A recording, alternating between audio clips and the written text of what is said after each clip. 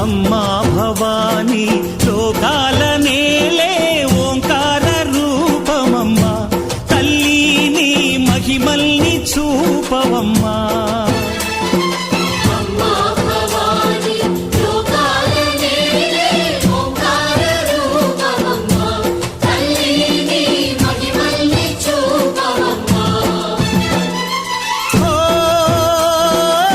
సృష్టికే దీపమా, శక్తికే మూలమా, సింహరథమే నీదమ్మా. అమ్మ దుర్గమ్మ భక్తులను దీవించుమా.